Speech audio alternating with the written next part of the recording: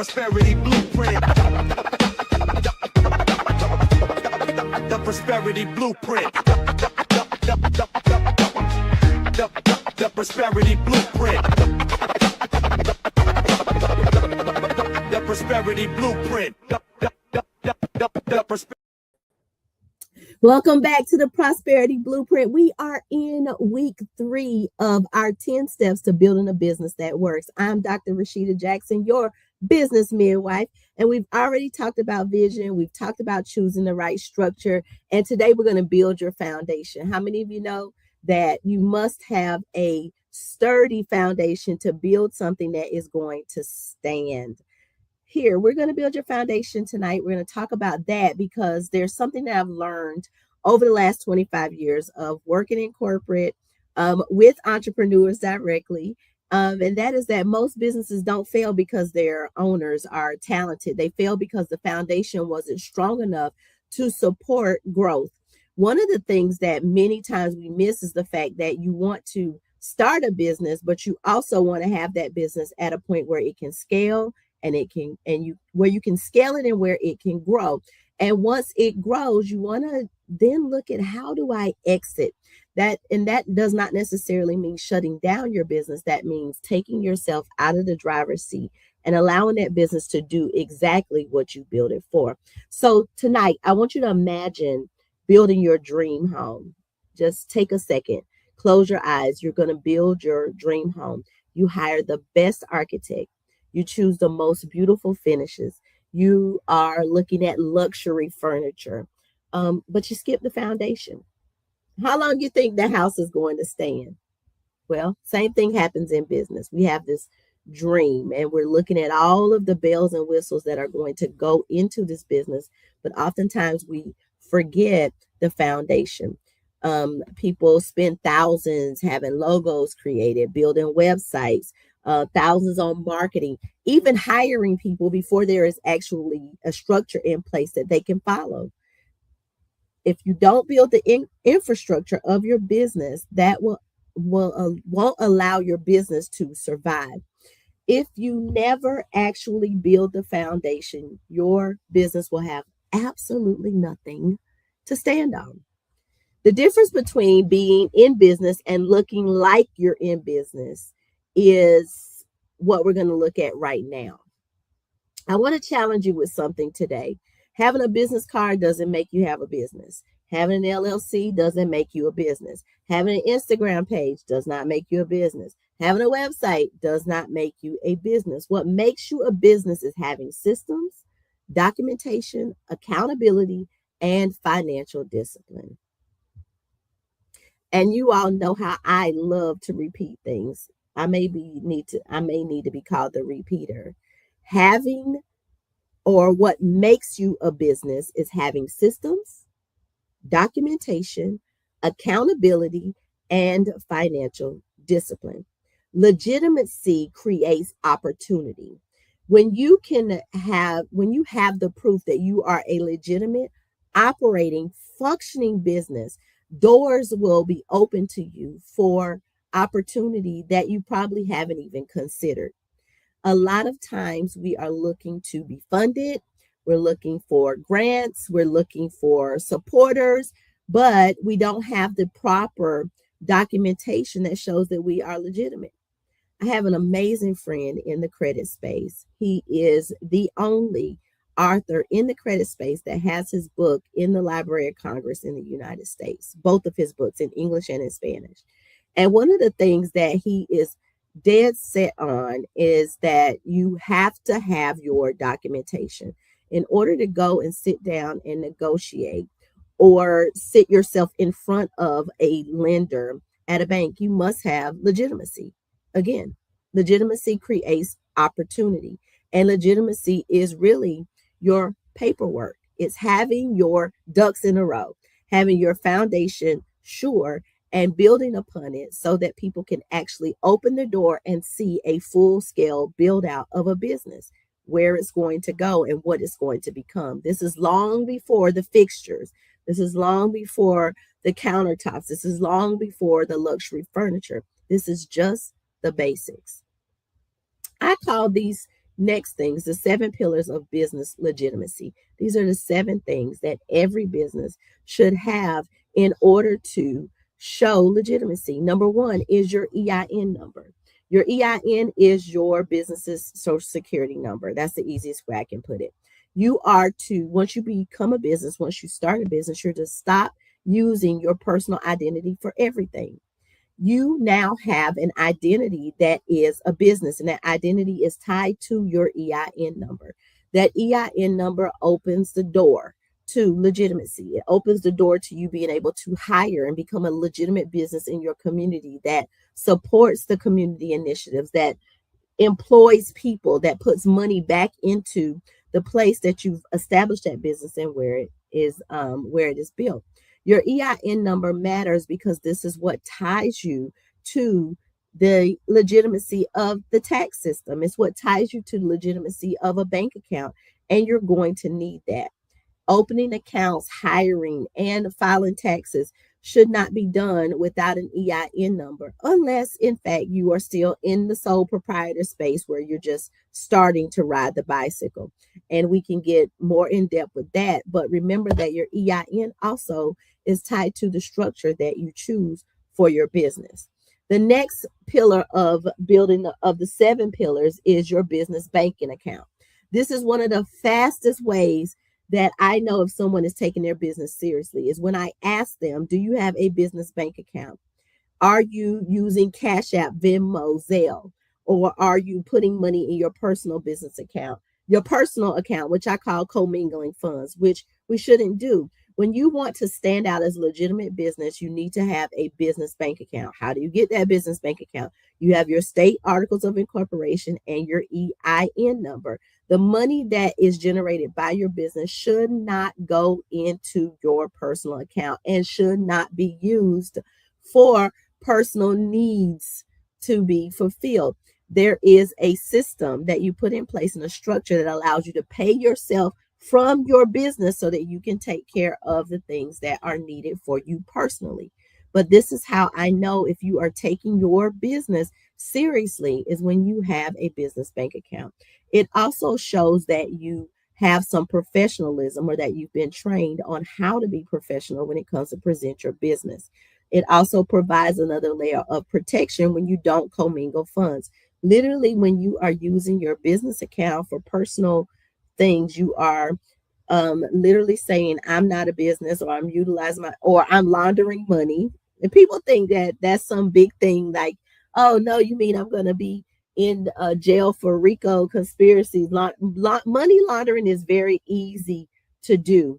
And I don't want to explain it to the fact that I'm supporting it. I want you to understand how it can be done with your small business simply by you commingling your funds and using them for personal needs as opposed to using them for the purpose of business when it's in your business bank account. The other reason that you want to have a business bank account is because of the need for bookkeeping. Bookkeeping shows, again, legitimacy. And legitimacy does what? To all of you that are listening and paying attention, what does legitimacy do?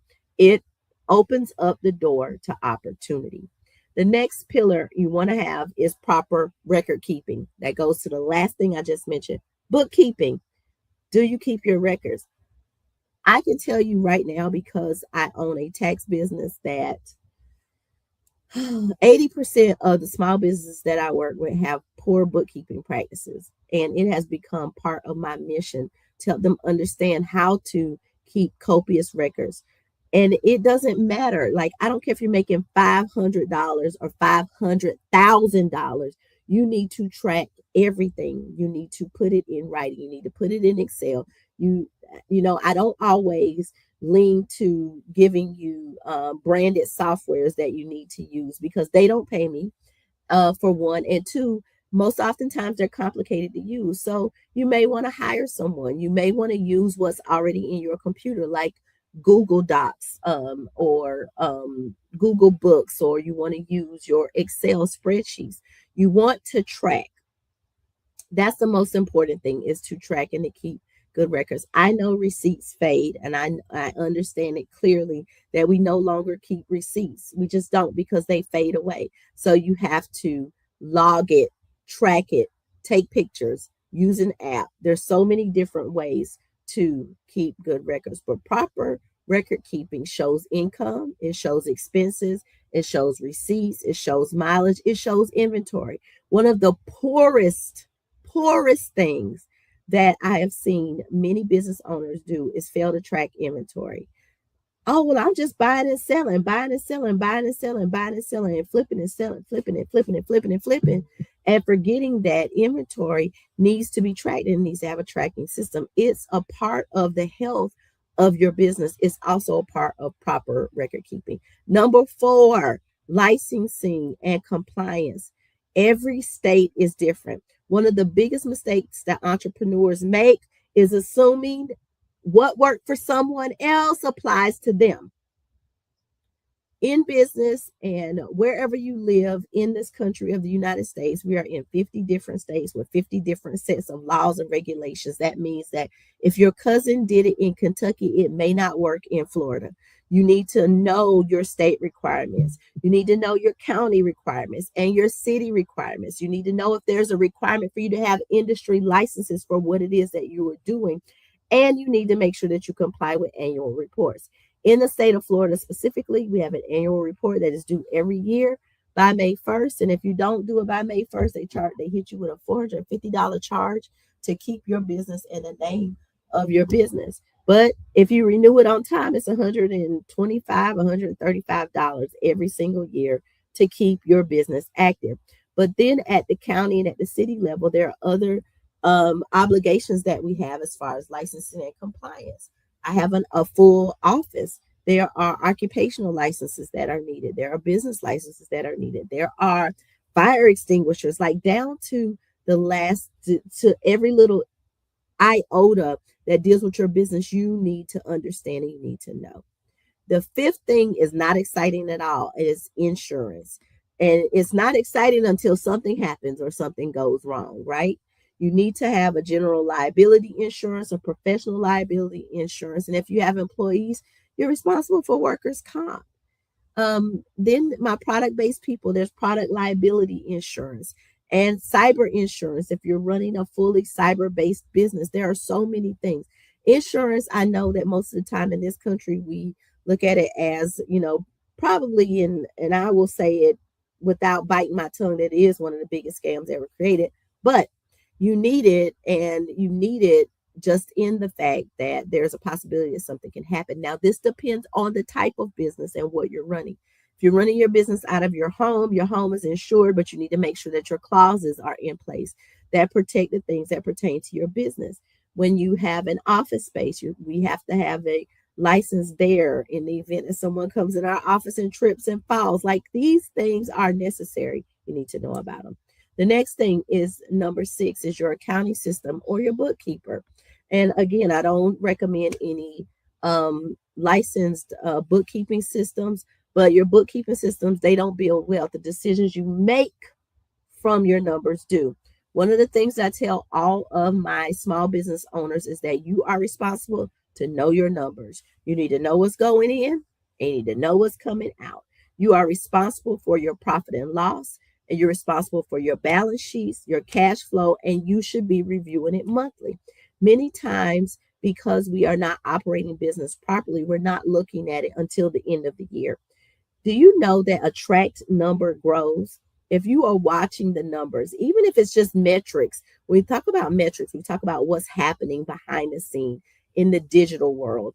Are you looking at how many followers you have, how many impressions you have, how many likes, how much how far you are from monetization? If you're in monetization, what are the things that you need to do to increase it? And then from there, you can look at the money that is generated or how money can be better generated. All of this flows into an accounting system. So it's not just the bookkeeping, but it's, do you know your numbers? A tracked number grows. If you set a goal for yourself, and this is classic coaching, right? Set goals that are in front of you that you see every day so that you can achieve them. Is your goal to have this many followers, this much money in monetization? How many of you want to make $10,000 a month? And you should see that $10,000 somewhere every single day. you should see it. It should be on a mirror, it should be on a door or a wall, somewhere that is going to remind you that you have a goal. And then you need to track your number to see how far you are away from it. It's not for discouragement, it's to encourage you to continue pushing towards your goal. All of this, profit and loss, balance sheets, cash flow, monthly reviews, is a part of your accounting system. And having an accounting system is part of your foundation. Number 7 is documentation. Some of you have partners, some of you have boards, some of you have members in your LLC. You must have operating agreements that tell you how your business functions, what happens in the event something happens, who are your key men, are they insured, what is to happen if something happens to you in this business, who is supposed to manage it and take control of it. Do you have contracts in place? Many times we are doing things with people with handshakes, or we're giving people titles without any contract, without any direction.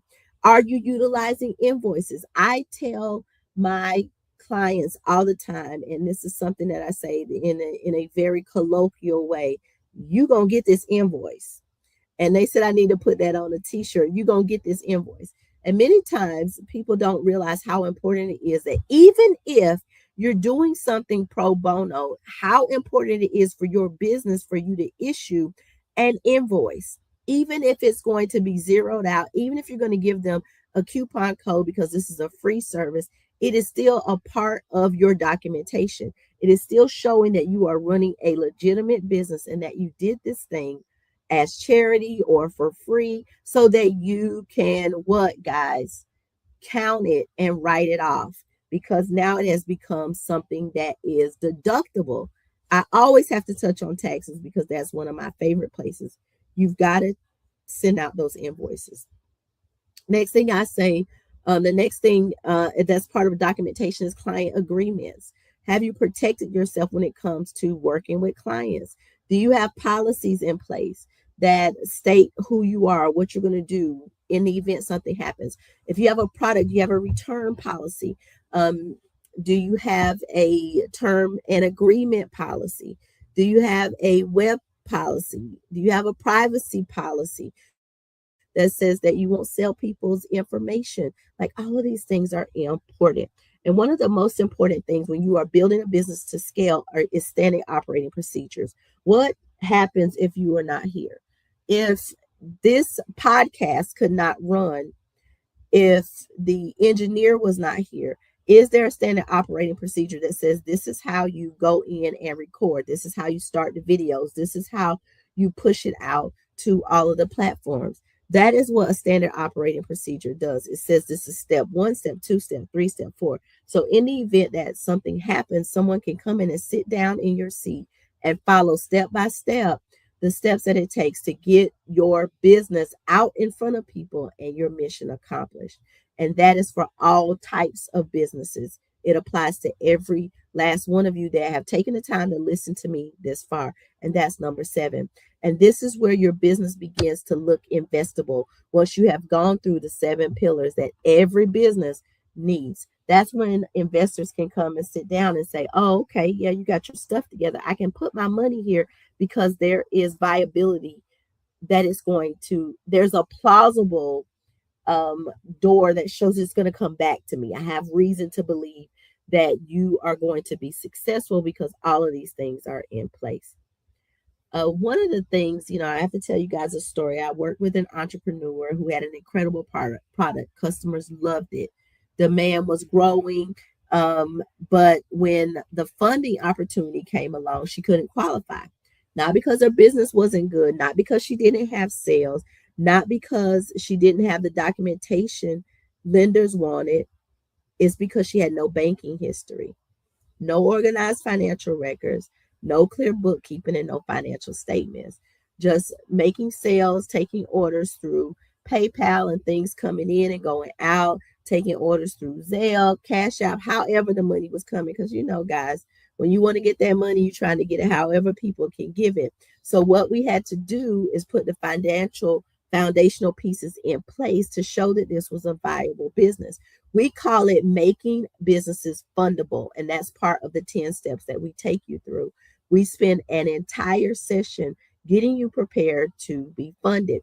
Now, what happens in the funding stage is that I have to send people in different directions because no two people are the same. Some people have great personal credit, some people are one step away from being fundable, and others are going, it's going to take 12 to 18 months to get them in a place where they can be fundable. How many of you know that building a business takes patience? So what we do is we get you funded ready. And when we got her funded ready, she gained access to opportunities that had been out of her reach. The product hadn't changed. Her business infrastructure is what changed. Her foundation changed. It put her in a place to be able to take her business to the next level. Put her in a place to be able to take funding and put herself in a trade show that will allow her to have foot access of somewhere between 5 to 10,000 people. Guys, you don't understand how powerful that is. That's the power of building your foundation first.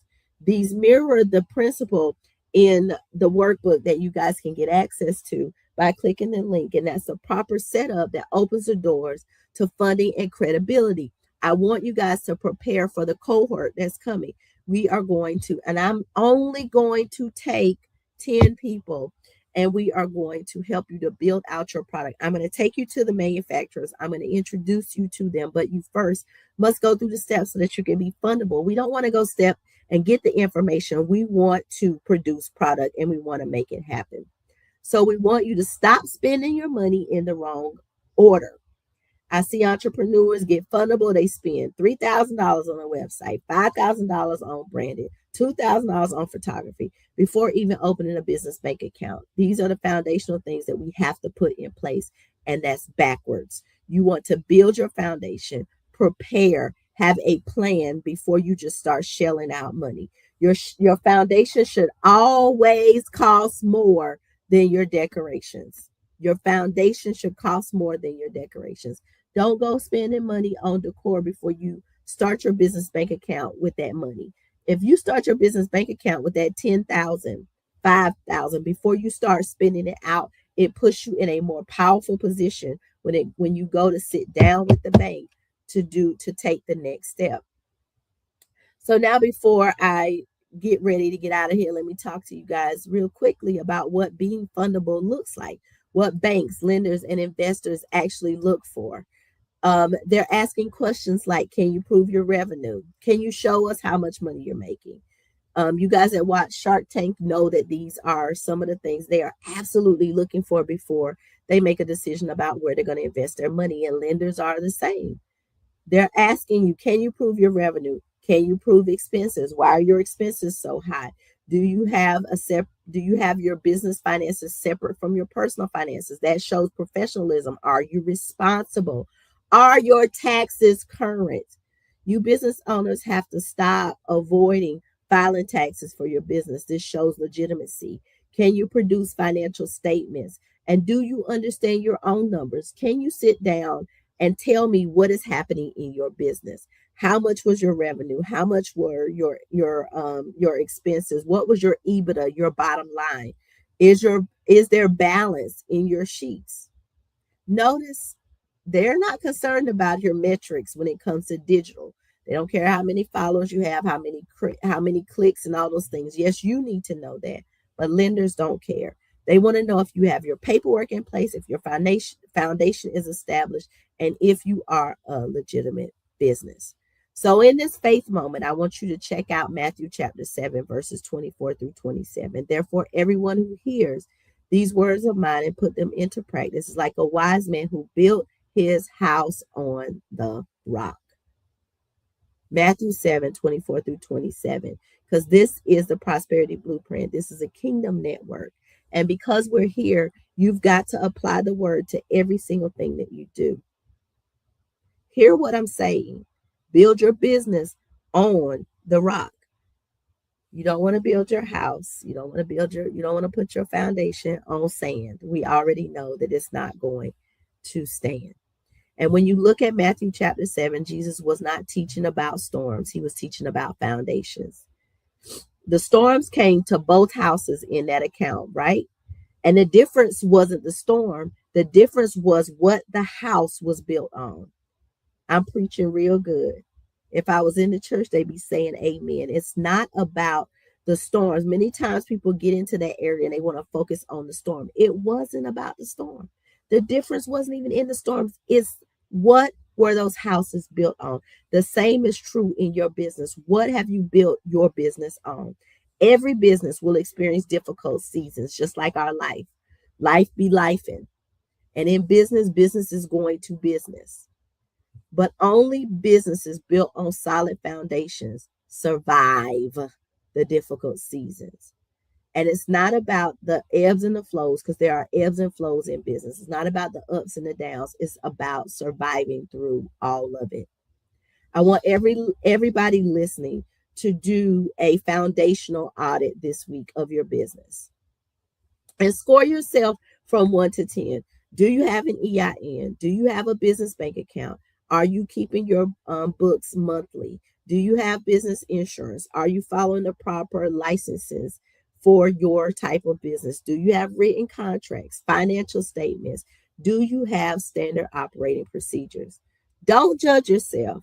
Just identify your next steps. And if you are ranking at a 1, between a 1 and a 5, let's talk about how you're going to get to a 7 or a 10. It's not about where you start. It's all about where you finish. Build your house on a sure foundation. Now, here's what I want you to remember this week. Success isn't built during your biggest sales month. It's not always about the revenue. Success is built on the ordinary decisions that you make every single day. Opening the right account, keeping good records, protecting your business, following through with compliance. And there's nothing shiny about that. These aren't glamorous tasks, right? But they're the habits that make businesses that last. Right now, I work with a business that is 43 years old. And every single day, there is an ordinary decision that is made. There's an ordinary decision that's made to ensure that the success of that business continues.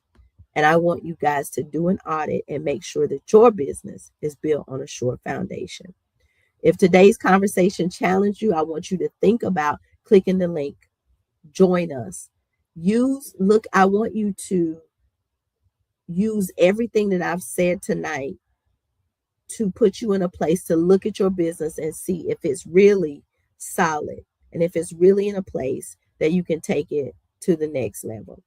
If you're unsure about where to begin, let's schedule a foundational strategy session. Let's talk about how we can get you to where you need to go. We'll help you identify the gaps before they become expensive mistakes. That's why we're here in the Prosperity Blueprint talking about building businesses, because one thing that we understand is that our Father set us up. He said that he gave us power to obtain wealth, and that power is not always in the area of working for someone else, but entrepreneurship is part of the Prosperity Blueprint. It's a part of biblical standard for our lives. And so those of you that are seeking it out, that are discovering it, don't give up now. Let's keep going. Next week, we're moving to one of my favorite topics, developing a strong brand identity. And that's not step 4, but that's usually where people start at. They want to make their brand look good, but it doesn't have to look good if the foundation is not sure. We'll talk about why your logo isn't your brand, how trust is built before you ever speak, and how to create a brand that attracts the right clients instead of chasing them. Until next time, you guys know what it is. Remember this, you are more than a side hustle. Don't just build a business that works. We'll see you next week, same time, same place on the Prosperity Blueprint. God bless you. If you would like to be a guest on the Prosperity Blueprint or Dating While Anointed, click the link. You will go to the link and make an appointment. That is your pre-screening for the podcast. Set an appointment time with me. Come and talk to me behind the scenes so that you can have the interview that is going to speak to who you are as an individual. Join me on the Prosperity Blueprint or Dating While Anointed. We'll see you around on the James H. Glover Studios. Hey, everybody, here's your chance to participate in something very important to the James H. Glover Network.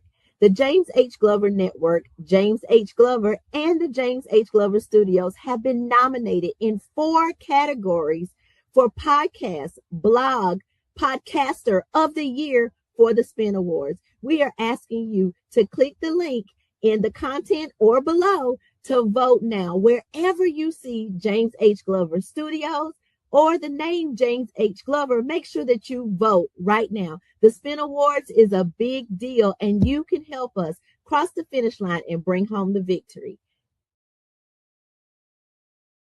Hello. Thank you for watching another episode on James H. Glover Network. We appreciate you for all of your love, all of your support, and all of your just comments. Now what I need y'all to do is, like it says right here, like and subscribe. Also, I need y'all to share, and I need y'all to tag, and I need y'all to turn on that notification bell over here on YouTube. That lets YouTube know that you like content like this. On behalf of everyone here at the network, we appreciate you because we couldn't release content the way that we do without your support. So as I always say, sometimes our disappointments are nothing more than God's appointments, meaning some things that we look at as bad, God is only turning it around for our good. Stay blessed, be blessed, and be a blessing to someone else. And I'll see y'all on the next episode. Peace.